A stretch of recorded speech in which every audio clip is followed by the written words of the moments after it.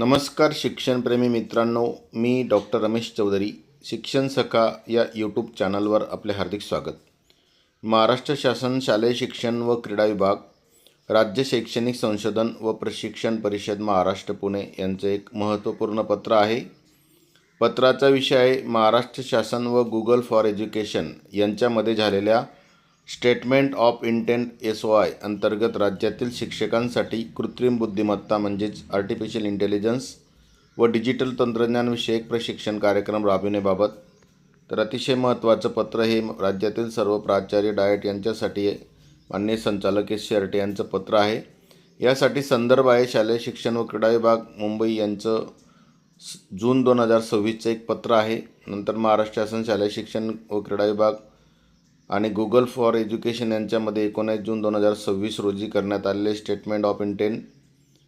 तर या पत्राच्या अनुषंगाने शालेय शिक्षण व क्रीडा विभाग आणि गुगल फॉर एज्युकेशन यांच्यामध्ये दिनांक 19 जून 2026 रोजी स्टेटमेंट ऑफ इंटेंट SOI करण्यात आले आहे.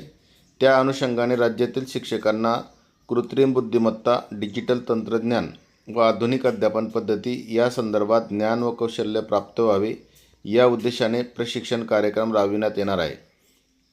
सदर प्रशिक्षण कार्यक्रम राज्यातील सर्व जिल्ह्यांमध्ये जिल्हा शिक्षण प्रशिक्षण संस्था म्हणजेच डाएट यांच्या समन्वयाने आयोजित करण्यात येणार आहे. या संदर्भात सुरुवातीला प्रशिक्षणार्थींची निवड करण्यासंदर्भात सूचित केलेलं आहे. सध्या स्थितीमध्ये प्रत्येक जिल्हा मुख्यालयात कार्यरत असणाऱ्या एकूण 40 शिक्षकांचं प्रशिक्षण आयोजित करण्यात येणार आहे. संबंधित जिल्ह्याच्या मुख्यालयी असलेल्या शाळांमधील निवडक शिक्षकांची प्रशिक्षणासाठी निवड करण्यात येणार आहे. ही निवड करत असताना शासकीय, स्थानिक स्वराज्य संस्था आणि खाजगी अनुदानित शाळा अशा क्रमाने प्राधान्याने शिक्षकांची निवड करण्यात येणार आहे. जिल्हा शिक्षण व प्रशिक्षण संस्थेपासून निवडलेल्या प्रशिक्षण स्थळापासून निकट अंतरावरील शाळांचा प्राधान्याने याच्यात विचार करण्यात येणार आहे, जेणेकरून शिक्षकांना प्रशिक्षणाच्या स्थळी येणे सुलभ होईल. तर या प्रशिक्षणासाठी एका शाळेतील सर्व किंवा अधिक शिक्षकांची निवड न करता एकूण 40 शिक्षकाच्या मर्यादेत जास्तीत जास्त शाळांना प्रतिनिधित्व मिळेल याची दक्षता घेण्यासंदर्भात यात सूचित केलं आहे. आणि यात निवड करताना संबंधितांच्या या सहाय्या निगडीत जबाबदारीची खात्रीसुद्धा करणे अपेक्षित आहे. तर प्रशिक्षणाचं स्वरूप आणि कालावधी असणार आहे. प्रशिक्षण कालावधी 3 तासाचा राहणार आहे. हा कालावधी 50 तास CPD प्रशिक्षण अंतर्गत सुद्धा ग्राह्य धरण्यात येणार आहे. शिक्षकांना 50 तासाचं वर्षातून प्रशिक्षण NEP-नुसार जे बंधनकारक आहे त्याच्यातून हे 3 तासाचं प्रशिक्षण ग्राह्य धरण्यात येईल. प्रशिक्षण प्रत्यक्ष ऑफलाईन पद्धतीने आणि अनिवासी स्वरूपाचे असणार आहे. फक्त 3 तासाचं प्रशिक्षण असल्यामुळे हे प्रशिक्षण स्थळी प्रत्यक्ष उपस्थित राहून घ्यावं लागणार आहे. प्रशिक्षणासाठी तज्ज्ञ प्रशिक्षक म्हणून गुगल फॉर एज्युकेशन मार्फत तज्ज्ञ उपलब्ध करून देण्यात येणार आहेत. तर प्रशिक्षणासाठी स्वतंत्र प्रशिक्षण शुल्क किंवा आयोजन निधी अनुज्ञेय नाही. प्रशिक्षणासाठी कोणत्याही प्रकारचा प्रशिक्षणाचा खर्च किंवा प्रशिक्षणाचं शुल्क घेतला जाणार नाही. प्रशिक्षणाचा दिनांक आणि वेळ गुगल फॉर एज्युकेशन मार्फत उपलब्ध होणारे जे तज्ज्ञ प्रशिक्षक आहेत त्यांची उपलब्धता विचारात घेऊन जिल्ह्याचं प्रशिक्षणाचं नियोजन करण्यात येणार आहे. सर्व जिल्ह्यांमध्ये एकाच वेळी किंवा कालावधीत प्रशिक्षण आयोजित करणे अपेक्षित राहणार नाही. म्हणून ज्या ज्या जिल्ह्यांमध्ये गुगल फॉर एज्युकेशनचे तज्ज्ञ प्रशिक्षक उपलब्ध होतील त्या कालावधीत हे प्रशिक्षण आयोजित केले जाईल. गुगल फॉर एज्युकेशनच्या प्रतिनिधीशी संपर्क साधून त्यांच्या सहमतीनेच प्रशिक्षणाची तारीख निश्चित करणे अपेक्षित आहे.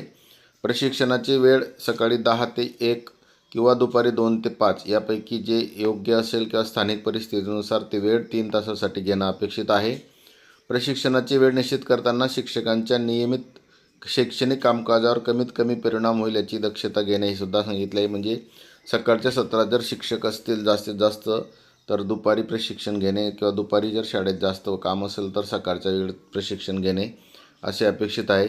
आवश्यकतेनुसार सकाळच्या सत्रात प्रशिक्षण पूर्ण करून शिक्षकांना शाळेतही जाता येईल किंवा सकाळचे शालेय कामकाज पूर्ण करून दुपारच्या सत्रातील प्रशिक्षणास उपस्थित राहता येईल अशा पद्धतीने वेळेचे नियोजन करण्याचे यात सूचित केले आहे. प्रशिक्षणाच्या स्थळाबाबत प्रशिक्षण आयोजन शक्यतो डाएटमधील उपलब्ध सभागृह किंवा प्रशिक्षण कक्षात करण्यात येईल. डाएटमध्ये जर आवश्यक सुविधा उपलब्ध नसतील तर अन्य ठिकाणी योग्य पर्याय उपलब्ध असल्यास त्यासाठी प्रशिक्षण प्राचार्य डाएट यांनी उपलब्ध योग्य ठिकाणी आयोजन करावं. त्यासाठी कोणताही स्वतंत्र खर्च यात अनुज्ञेय असणार नाही. प्रशिक्षणासाठी कोणताही खर्च मिळणार नसल्यामुळे हे प्रशिक्षण विना खर्चाचं असणार आहे. प्रशिक्षण स्थळ निश्चित करताना प्रशिक्षणार्थी शिक्षकांना सहज पोहोचता येईल, तसेच प्रशिक्षणासाठी आवश्यक मूलभूत सुविधा उपलब्ध असतील याची दक्षता घेऊनच प्रशिक्षण स्थळ निश्चित केलं जाणार आहे. सदर प्रशिक्षण कार्यक्रमाच्या अनुषंगाने प्राचार्य डायट यांनी ह्या सदर महाराष्ट्र शासनाच्या आणि गुगल फॉर एज्युकेशनच्या करारानुसार हे प्रशिक्षण सोबत दिलेल्या जी सोयी प्रत आहे त्यानुसार घेणं अपेक्षित आहे.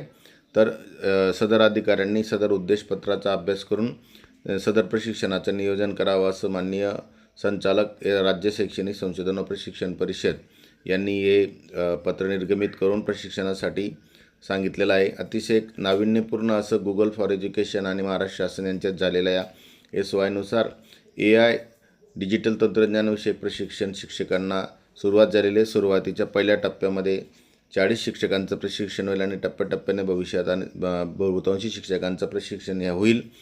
तर काळानुसार राष्ट्रीय शिक्षण धोरणानुसार डिजिटल एज्युकेशन, कृत्रिम बुद्धिमत्ता याचा शिक्षणातील वापर वाढेल.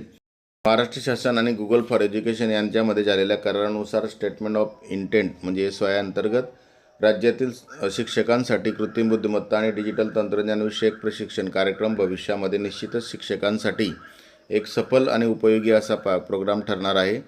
तर निश्चितच या कार्यक्रमामुळे शिक्षकांमधल्या ज्या क्षमता आहे त्या वाढतील आणि शिक्षणामध्ये कृत्रिम बुद्धिमत्ता आणि डिजिटल तंत्रज्ञानाचा वापर वाढेल आणि त्यासाठी आपण निश्चितच या पहिल्या टप्प्यामधील जे 40 शिक्षक प्रत्येक जिल्ह्यातून प्रशिक्षण घेतील त्यातून शिक्षणामध्ये या AI आणि डिजिटल तंत्रज्ञानाच्या वापराच्या वाढीमुळे होणारे बदल आपल्याला लक्षात येतील आणि भविष्यात सर्व शिक्षकांना हे प्रशिक्षण मिळेल. निश्चितच या प्रशिक्षणामुळे शिक्षणातील बदल आणि भविष्यातील विद्यार्थ्यांच्या शिकण्याची प्रवृत्ती ही बदलेल आणि निश्चित या कार्यामुळे शिक्षणामध्ये एक नवीन बदलाची नांदीची सुरुवात होईल. यासाठी आपण तयार होऊया. आपल्या सर्वांना मनापासून शुभेच्छा. धन्यवाद.